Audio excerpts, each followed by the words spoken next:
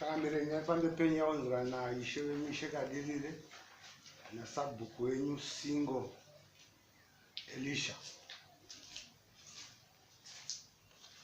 wachimhangarira kasandira vhena.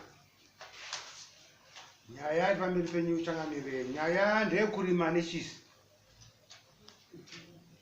yane mboo dzako chitupa nemari yedare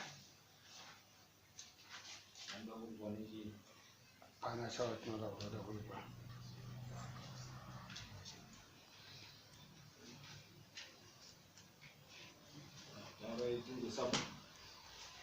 changamirire nomusi wa 4 mwedzi we11 22 ndakawana vhena akasambira achirima nemusi wechisi ndikataura naye areki matichi date nataura date musi wa 4 mwedzi we11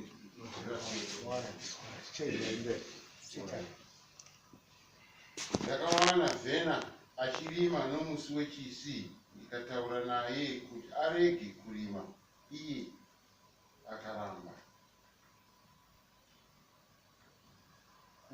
akaramba kana kusunungura mombe akaramba iye achiti iwe unoti ndirege kurima nhasi asi baba munini vake marange wati ari kutiwo mangwana chisi saka iwe zvaunoda taura nezvako. Mupurisa washe wakamupa samoni akasauya kudare rashe achiti samoni racho aizoenda naro kwadhiye kwamutare nokuti hakuna ishe muno kana sabhuku. Zvakare nomusi wa 2 mwedzi wokutanga kwewaJanuary ndakawana zvakare vhena achirima akaramba kuteerera yambiro yangu sasabhuku.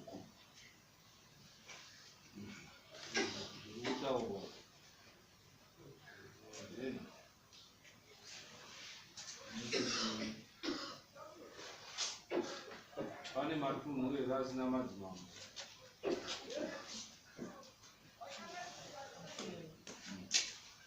taurirwa iwewe kuti nhasi chisi tsunhura wakakuitira titu vanamboita kusunga asi wakati tsunhura mombe dzako nhasi chisi ende chisi chedu idzwa rimwe chete pamwedzi wega.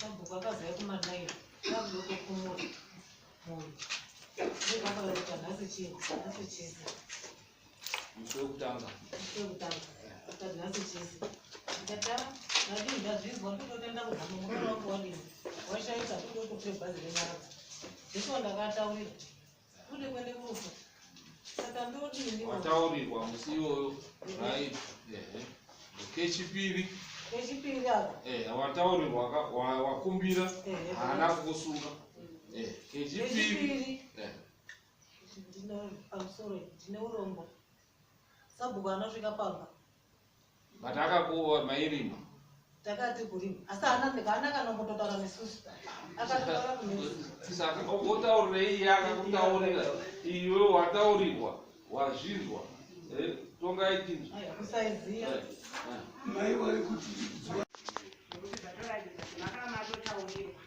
mukati ndichakudzokera ndione kuti vanoita sei. Ndototi makatotaura kuti makati yani wangu marani anditaura chisire ndototi mukutotora muti kuti mutiro kwa marani kwaMambo anditeereri ndo muromo wenyu chaiwo wanokutotaura ipapo asi ndine urombo kuti matore mane chisire nge mazuva ano iwo ari kunyanya veri ndo vatikufarira kutitaridzi neurombo matinoda kubhadharwa nechi wakumbira ruregerero kuti aiwa ndakakanganisa unoda kubhadharwa nei chichaita mbudzi 5 right kuti munhu akumbira ruregerero dare munoti chii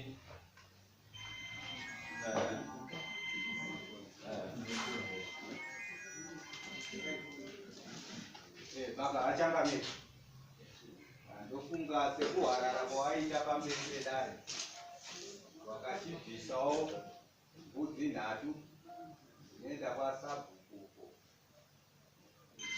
kubhadhara wobvisawo mbudzi dzinouyawo kudare kwaMambo.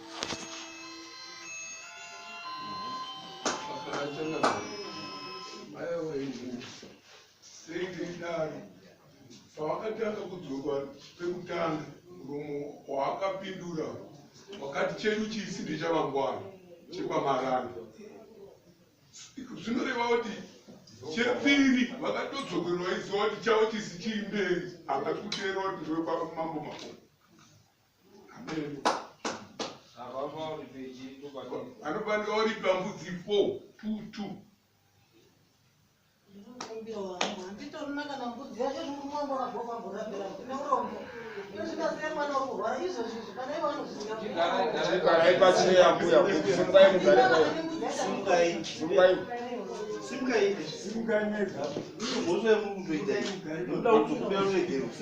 simukai mugare pashi yambu ngatokora iwe mhosva ikoko.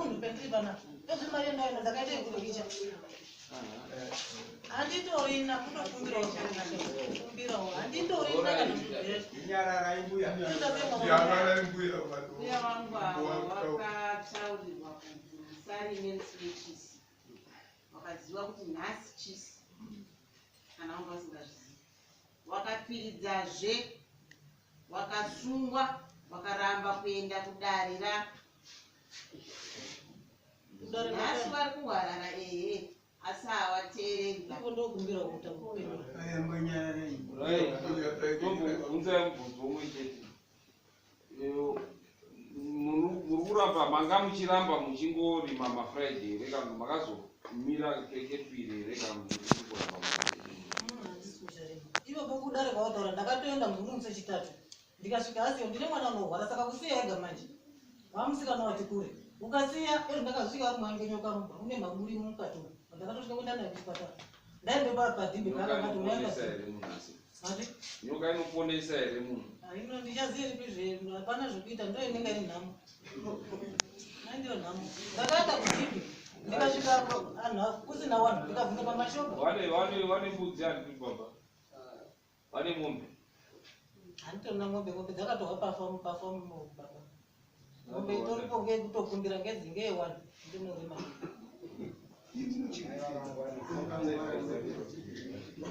Tichangamire mai wana ndiri kuvanzwira tisine pinda kwavaita vachihwarara vachiita sei ati ndakuona manje kuti ndiyekita manje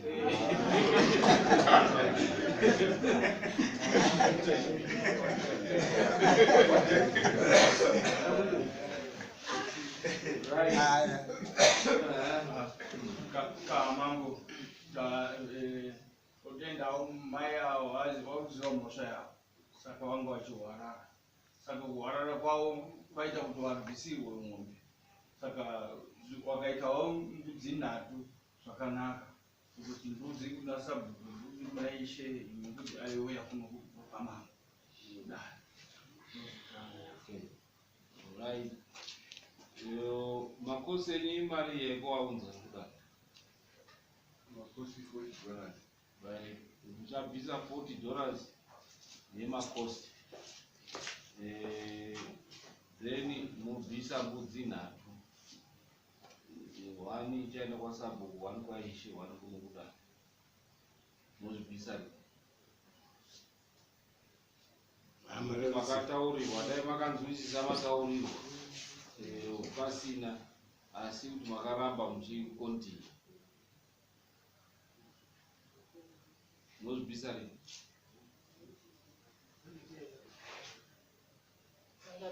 ndiri neurombo saka aiwa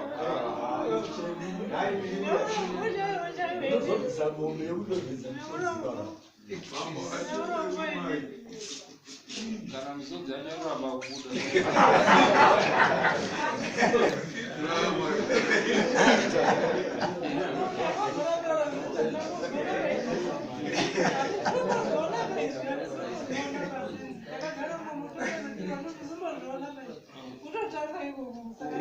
watangire kurima muchiziva kuti mafriday ekutanga kwemwedzi ndaisingaziziva ndakatodai mukanditaurira wakakutaurirai hati wakakutaurirai wakakuregererai wakakutaurirai wakakuregererai wakazokuregaikepiri pamusoro imamo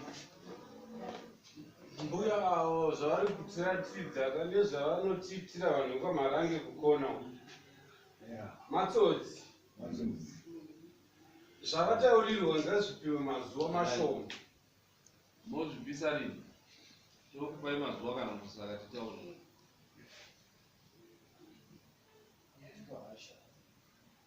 titaurai tokupai iyo munozvipisa rini ndoke kupedzisira taakukutaurirai right tokupai iyo 3 months to pay chisimukai $70 nembudzi 3 months to pay